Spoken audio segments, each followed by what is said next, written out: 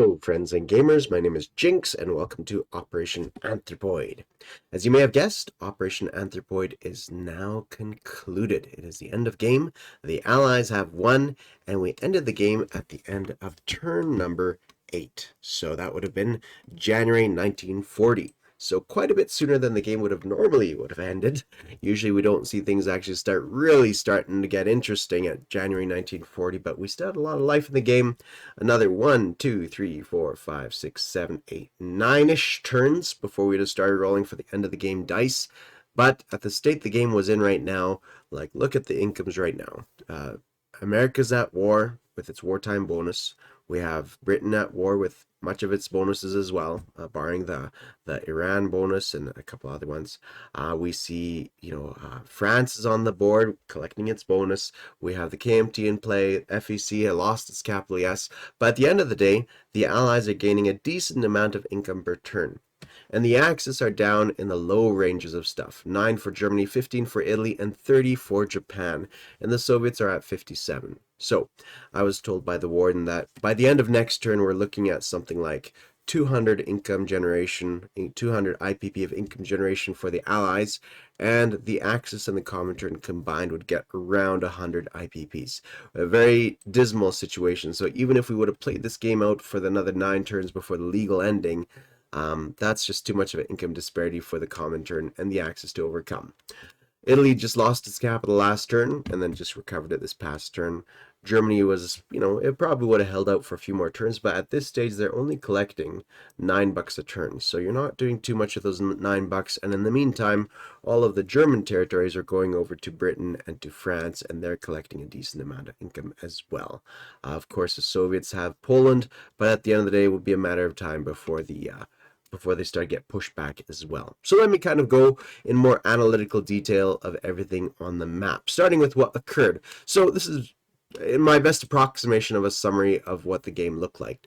So Germany started out with a bit of a push into the waters, nothing too dramatic, a couple ships moving out into the water, but nothing too terribly dramatic. We saw initially the movements back in Galicia and Leon, with the Spanish nationalists are doing okay over here, but it's going back and forth a little bit. But at one point, the Republicans gained the upper hand by managing to snipe the Nationalist Air Force, and at that point, things stabilized quite a bit more equally. But as you see right now, things are about equal, with Madrid, Galicia, Leon, and Western Andalusia in Nationalist hands, and these 3 territories in Republican hands. So kind of very stable. It was unresolved in this situation. Then we turn our attention to what Germany did. Well, Germany attempted, and Trig is an interesting player. He's a bit of a trickster type personality, same as me. And I played with him the last game, and he showed his capability last time as well. A very skillful player.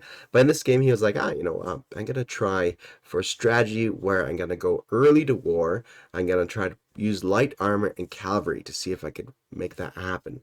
And he attempted to do so. And he captured Switzerland and Belgium, and he thought perhaps on the subsequent turn he would be able to snipe Paris, but he probably didn't expect that both Britain and France would declare war against him. He might fall into the trickster trap that I occasionally fall into, where you see things and you see opportunities, but then you forget to protect against some of the more obvious stuff. At least that's what I sometimes fall into.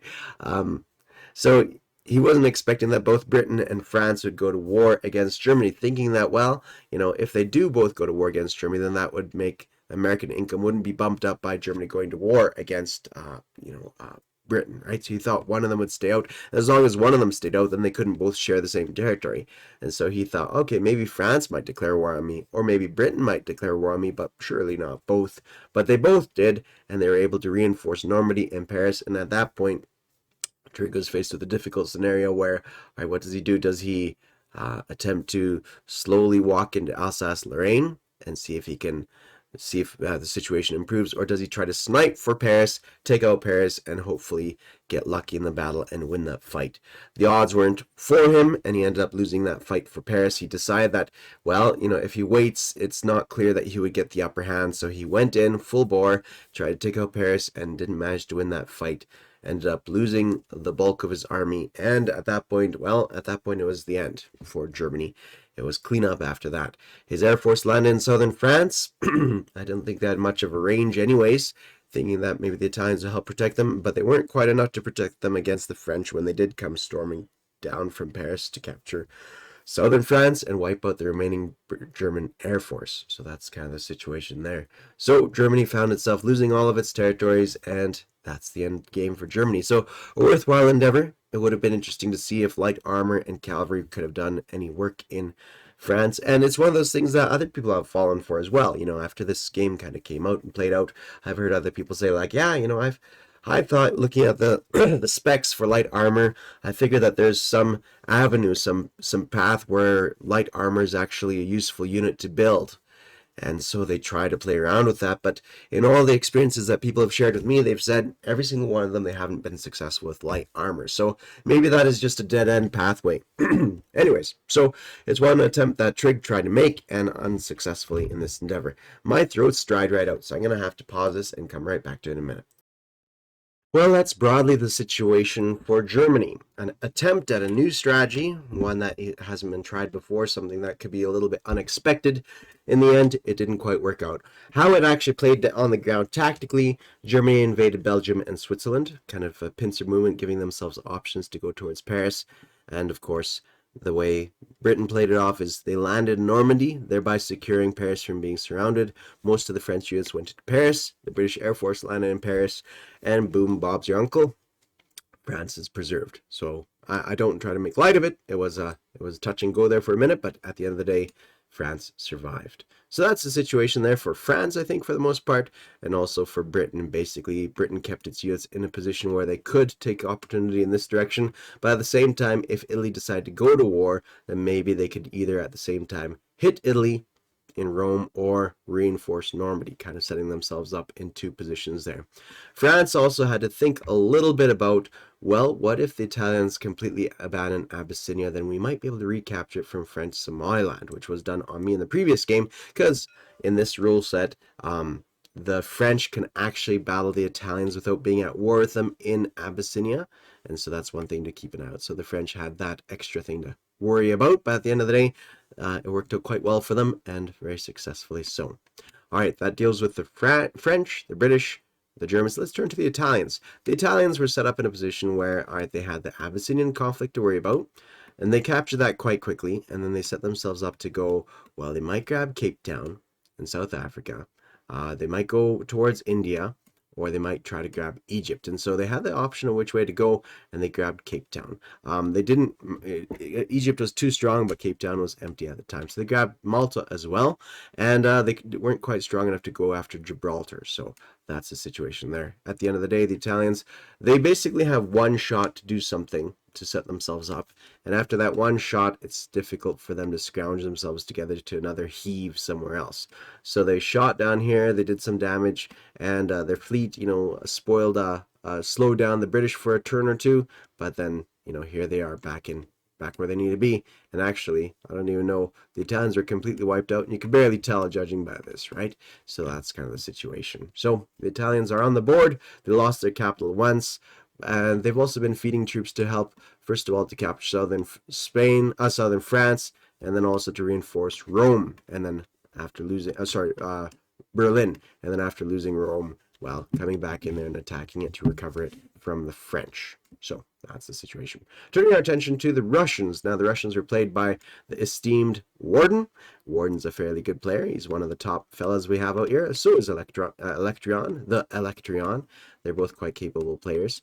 And so the Warden has the work cut out for him. And unfortunately, the fact that he's not making it, he might not make it to the next rank is too bad, because he didn't really have the time to shine. The nature of this game is it's asymmetrical, right? A symmetrical game is like chess, basically. Even chess is not quite 100% symmetrical because white starts first, but that at the end of the day, they both have the same amount of units, etc., etc.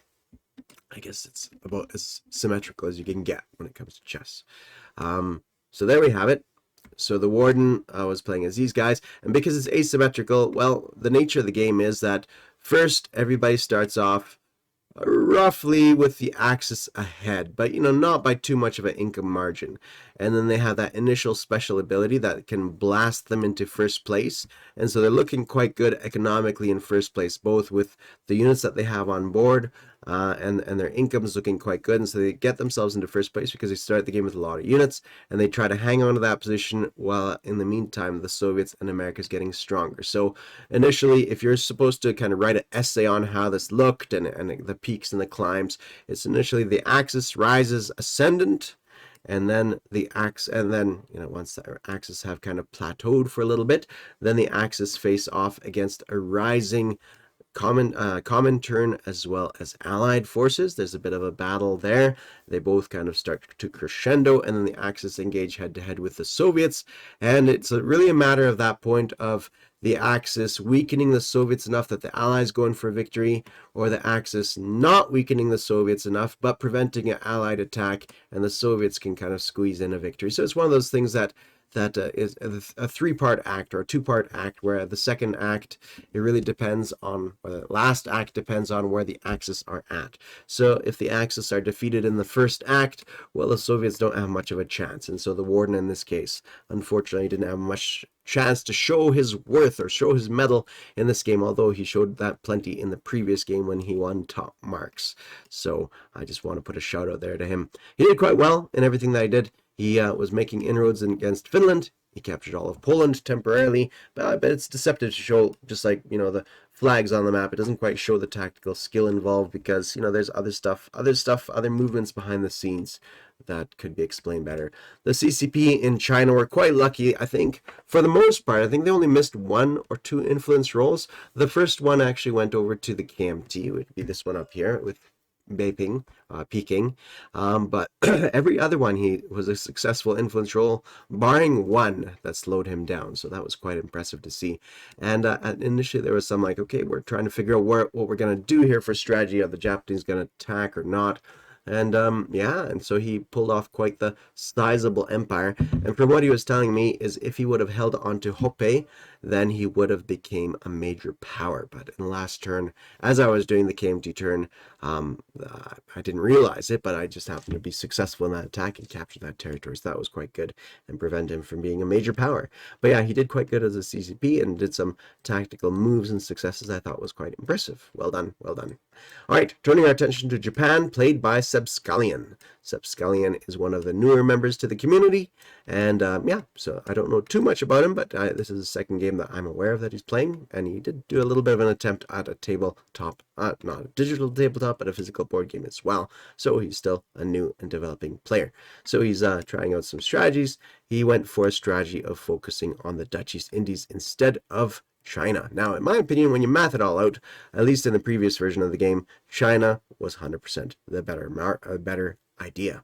And I still hold to that fact. I think China is still a much better choice than the Dutch East Indies. But I'm not 100% familiar with the rules in this game, and so perhaps it is a good option. But there you have it. It's also a worthwhile strategy just to see how things develop. And in this game, it could have developed pretty interesting with the CCP, right? And if you have a special agreement, because it's not always about the income and the income generation and how many units you have on the board. Sometimes it's about what agreements you've got agreed upon. So perhaps the Japanese had something arranged with the CCP, and in that deal, they could have arranged something, and who knows exactly what that would have looked like. Maybe the CCP would have allowed the Japanese to grab all the coastal territories more or less unmolested, and then the CCP would happily kind of keep generating income in the back and collectively wipe out the KMT, thereby granting the CCP,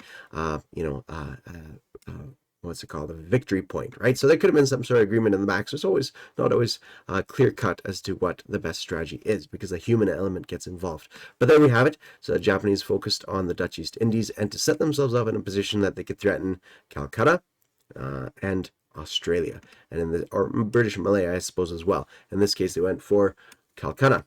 In the case of the FEC, they did some things that I wasn't 100% sure of, where they pulled their units back from Calcutta to Benares with the idea that, okay, Japanese could grab Calcutta, but the counterattack might be able to recapture it, and thereby we don't lose our units on the first surprise strike with a special ability by the Japanese, which, I'm not I haven't tried it out personally, and I begrudgingly surrender territory. I'm very much my tactic of playing is very much, don't surrender anything, fight for every square inch kind of guy, right?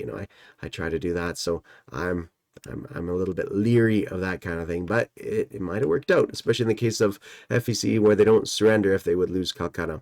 They just don't get to get Lend-Lease there and don't get to use the factory. So it's not a huge loss necessarily. But that's one thing that we saw going on. British Malaya held, and maybe that's worth it too, because there's a fortification there, coastal artillery. So that's kind of a good situation there too. Another interesting thing that we saw, where the American player was building up the Philippines. He built a factory here, and he was building up a lot of units. So right now, at the end of turn 8, we had 3 anti-aircraft guns and 1, 2, 3, 4, 8 infantry and 1 militia in the mountainous territory of the Philippines. That's kind of interesting. There's also a minor port here and an airbase that was supposed to have been built this turn, and the airbase would have allowed the American player to like shuck troops back and forth from the Hawaii over here if they so choose to do so, or build or shuck troops from Philippines over to China. And so this was going to be the American Southern Pacific or Southeast Asian kind of bastion of defense, right, where they can build up some troops here, shuck them around. And the idea is if the American fleet makes its way across the Pacific, well, you know, if we have 5 or more transports, then Japan gets a discount to building some units over here. And so the thought is like, okay, well, maybe we could deal with only 4 transports, and then we have a reservoir of troops here that we can shuck as needed back and forth, right? So we can keep this position and assist the KMT by porting troops across occasionally and that kind of thing. There was some confusion on my part because I thought, hey, this port, where is this port exactly? Is it in this sea zone or this sea zone? Is it in Mindanao or up here? And my hope is, well, another idea is if you upgrade this port to a major port, you could not only shuck troops with the air transport back and forth, but you can also with your strategic naval move back and forth a unit each, 3 units each turn from there to here. I think that would be kind of interesting as well. Put them in port, and the benefit of having them on this little crossover line at the sea territory border is that now if the Japanese want to blockade you in, they got to blockade 2 territories as opposed 2 sea zones as opposed to just 1. And so that could still allow you to snipe out and do some interesting damage against an unprotected Tokyo maybe or something along those lines. So I thought that would be a potential cool idea to see how that goes. And then if the Japanese wanted to do something about it, well, then they would have had to blockade with a sizable amount of fleet, and then I would have had an air force here that could threaten something, and it was going to be a whole thing. So it would have been interesting to see how that panned out for everybody. But anyways, that's neither here nor there. It would have been neat to see what the American player could have pulled up. In regards to the KMT, so the KMT had some, well, of course, it had some drama and some tense moments where, what's the Japanese? Are the Japanese going to attack? We're going to be attacked from the Japanese side. We're going to be attacked from the CCP side. Which side do we defend and how much and with what strength? And so we tried to play it carefully where we would begrudgingly surrender territory only if we couldn't hold it in a fight. And we should have put an extra unit up here in B-Ping because it would have paid for itself. You know, $2 a turn there, so it would have benefited. But statistically, we weren't supposed to lose that territory. We had just enough to hold on to that territory from the CCP, but they got lucky. So that's the nature of the game. Never trust statistics. As what is it, Mark Twain? There's something about statistics. Anyways, whatever it is, it's a good quote. Look it up. Mark Twain. Statistics. Maybe it's politics, but statistics. I'm pretty sure. I think whatever. There's statistic lies and statistics. Whatever it is, it doesn't matter. Okay, there we have it. That's the KMT situation. We talked about the Japanese situation. The Anzac, there's not too much to talk about. They just held on to the Anzac territory and try to survive and come in strong later on.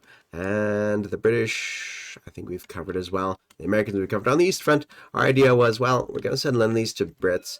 And then once this kind of worked itself out, then we're like, okay, well, we're going to just send everything across the Pacific side. So this was doing good. And the strategy really didn't develop too much for the Americans on this side. But the initial idea was the Americans would fund this side of Lend-Lease, and then as needed, build up a couple of transports and see what damage we could do. But the Electron is a very capable player.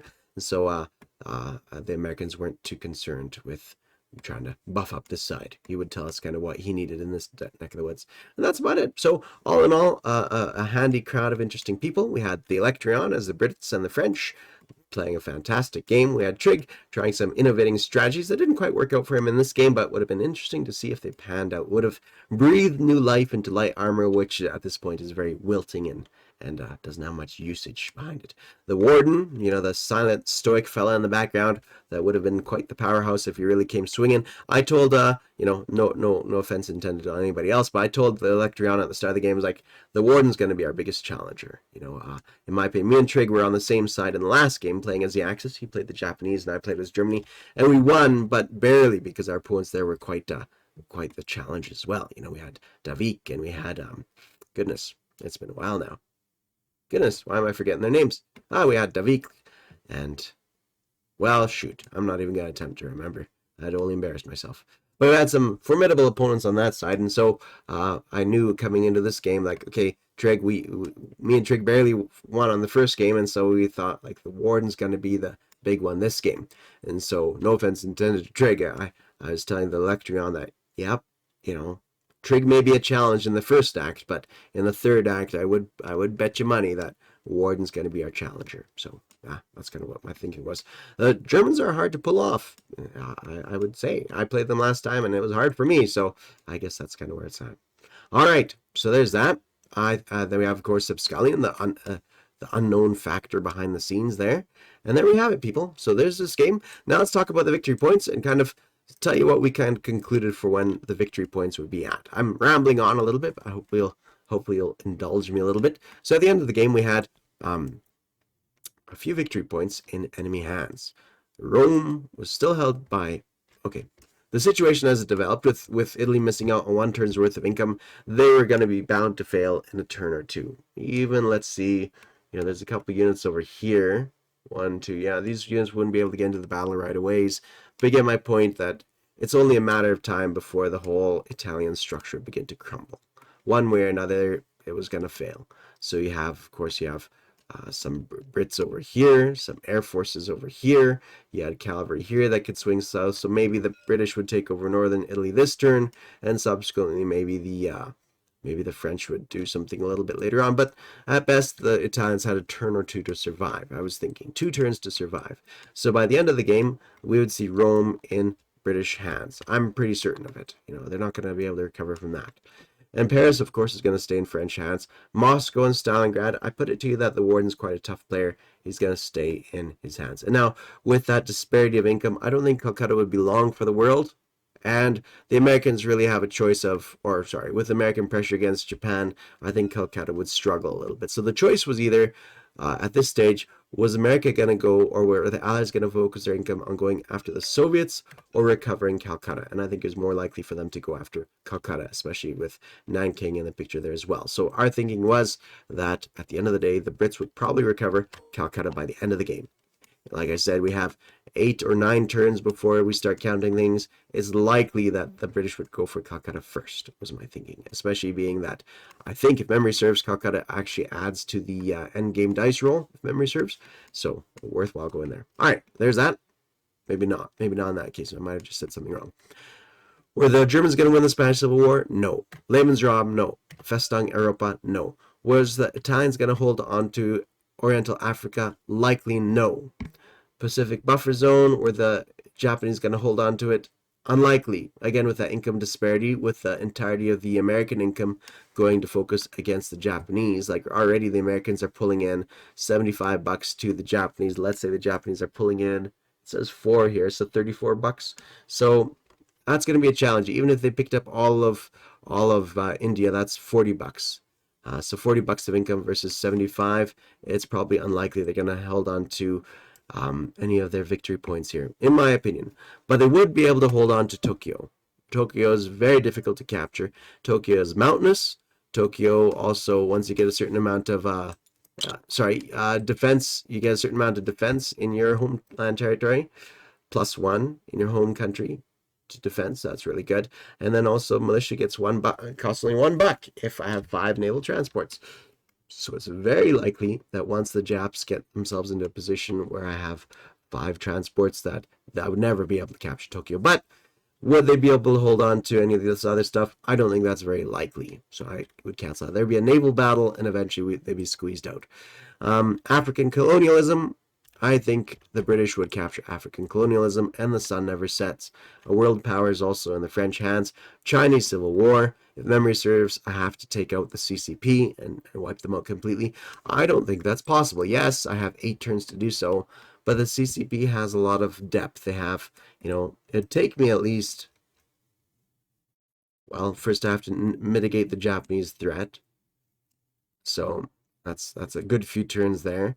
And of course, the Americans keep shucking troops. But right now, the CCP are collecting about $12 of income every turn. If memory serves, maybe $11 of income every turn. That's a decent amount, and I'm only collecting 7. So plus they get the recruitment, and they don't have that attack weakness. So they're gonna survive. It's gonna take at least 5 turns before the KMT have enough ability to start capturing some of their key territories, and I think it's likely that the KMT would survive even if it's just in this back corner, in my opinion. So I put it to you that the KMT would not be able to wipe out the Chinese. I wouldn't give myself that victory point. Would Americans get Big Blue Fleet? Yes, with that level of income. Would Americans get this technological supremacy? No. Would we get sphere of influence where we have more, what's sphere of influence? Oh, some of the island territories? Yes. Would we get triumph of capitalism? Yes, because that means having more income than the commies. The Brits and the USA have more income than the communists. And so, yes, so that's where we're at. So currently we stand for Berlin would also be in British hands at that point. That would be the British focus. So right now the Axis would have only 1 victory point. The Allies, 1, 2, 3, 4, 5, 6, 7. 7 there. 8, 9, 10, 11, 12, 13, 14, 15. We're thinking 15 points there. Now the communists. Would they win the Chinese Civil War? No. Would they be able to capture Burma? No. Would the Soviets be able to capture the a Pacific island in Manchukuo? No. Would they win the Spanish Civil War? No. Not with the British right there being able to, already at war with them, being able to threaten them? No. Would the Soviets be able to capture Helsinki? Maybe. Will the Soviets get technological supremacy? Yes. Propaganda war, keeping Leningrad, all their cities, territories? Maybe, yes, I think so. Would they be able to have Istanbul and Crimea, an undamaged port in Crimea? The undamaged port is an issue. I don't think they'd have an undamaged port, but maybe. Would they have Romania and Warsaw? I don't think so. So our thinking is 1, 2, 3, 4, but they either would have Helsinki or they'd have this one. One of the two. And I think between the two, they would still have to attack Istanbul. So I think this one's more likely. So I think this might be a little bit on the generous side, just slightly over the generous side, but we have a lot of challenges too for the Allies. They'd have to capture Calcutta. They have to make sure they have their islands. They have to recapture all of Africa and such. So basically the Axis would be throwing themselves down because they just happened to be in the way of the Allies to capture victory and thereby preserving the communists. So our final tally was 5 points for the communists, 15 for the Allies, and 1 for the Axis. I proposed this to to everybody playing the game. They all had a look at it, looked at the reasoning. They said, maybe CCP could still evolve. And then after the KMT turn, well, it's increasingly less likely. So at the end of the day, we thought 5 victory points this was a satisfactory conclusion. People seem to agree with this. So yeah, I'm not trying to put pressure on anybody. It just seemed to be something that everybody came to a general kind of happy consensus with. So I think that's that. All right. So that concludes the victory points of everything. Now, any any observations, grand observations on this one? Not too much, I guess. It's important that Germany doesn't mess things up, I suppose. Otherwise, the whole game kind of goes one way. But also, I wouldn't beat myself up about it too much because you think it might be a good strategy. After all, in World War II, they didn't have any kind of what we'd classify as medium armor going into France. I mean, all that came a little bit later. So it was a reasonable conclusion to figure that maybe light armor could do it and cavalry could do it. So I wouldn't beat a person's self up too much about that. Yeah, that's just one general observation. Apart from the rest of it, I think it was fairly cut and dried, nothing too dramatic. I liked some of the strategies I've seen played out on the board. Some more broad ideas, and this is more the board game. I'm putting on my board gaming design hat now. Not that it's an amateur's hat, so keep in mind that I don't have a published game. If I have an observation on this one, it would be the idea that it's hard to balance these things, and it's asymmetrical, and maybe a person shouldn't try to balance things, but it's kind of hard to balance, like, where do you put your best player? If you have 5 people sitting down at a board game table to play, who your most experienced player, who should they play as? The Axis? The Soviets? I've had some people say the Soviets are the most important. Because if you don't have a strong Soviet player, then the Axis, if they're lucky, if they win in France, then they just roll over Soviets and then they're unbeatable. So Soviets are most important. Some people say, well, Germany is, because Germany needs to at least take France out, and then they're unbeatable, right? And then at that point, so it's hard to balance these things out. So it's hard, and so people try to figure things out, try to rebalance themselves in some fashion by being like, okay, well, not necessarily in this game, but in other games, I've talked to people and be like, in this game, let's say if it was a game like this, so this is not an observation on this game, but let's say a different game, a hypothetical game. If we came to this game and we knew the Axis player, was going to struggle or was going to have a hard time, or he had a couple of bad battles and it didn't quite work out for him. So people try to rebalance themselves by saying like, all right, let's make an alliance. The allies, it's hard to do allies and Axis. That's a hard one to do. It's more easy to do the other way around, where the Comintern looks at the allies and saying, the allies are doing quite well. We need to rebalance things and let's try to make an alliance together so that we have a chance at winning this game. I'm not sure what to do about that. I don't have any ideas. So yeah, if you guys have ideas, please share. There's a little mulling over, nothing much of anything, but it'd be interesting to see some sort of system where it self-balances itself to some extent, right? Just to keep the game going, keep the game playing out. Let's say, all right, France is quite lucky and successful. Okay, well, let's say, okay, so in the game I'm designing, I'm toying around with this idea of a bounce back mechanic that would be tied in with maintenance cost to your units. And you might be like, oh, goodness, like, imagine counting the unit maintenance cost for all as well. It'd be much simpler than this. And there's things about that would make it simpler. But let's say if you're not paying for like 16,000, or 60, if you're not paying for 20 core on the map, and you're only paying for like 2 core because you lost a bunch of battles, then you have all this extra money they can actually put back into troops. And so you might have a bit of a bounce back mechanic there.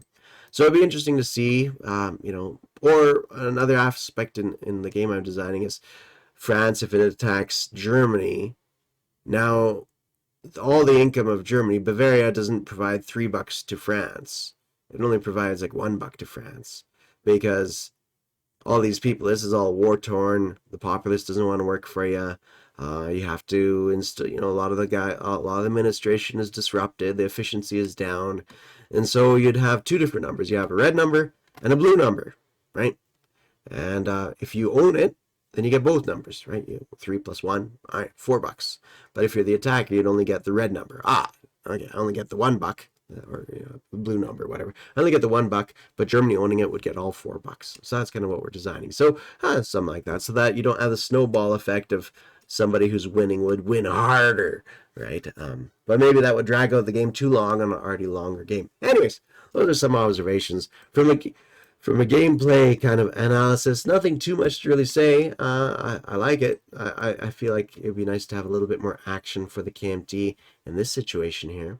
But also, if memory serves, in the 4.3 ruling of the rules, there's actually something about the Japanese and a collaborative Chinese government. So stay tuned for that. I'm sure you guys will be very excited to see when that rolls out. It's already out anyways. But yeah. Okay, guys. Thanks all for watching. Sorry for my rambling nature of these things. As a heads up, what I got going on the pipeline, I have a podcast that me and Five Star did already a while ago, and I've been waiting to I've been trying to put together another video intro. I haven't gotten around to it, but once I do, I won't plan on publishing that one, and I plan on doing another podcast with the unspecified person just yet, and so stay tuned for that one. And also, yeah, cool. Anyways, guys, thanks all for watching, and thanks for your commentary and such. Sorry I haven't responded. I've been struggling with an ailment. Talk to you guys later. Cheers.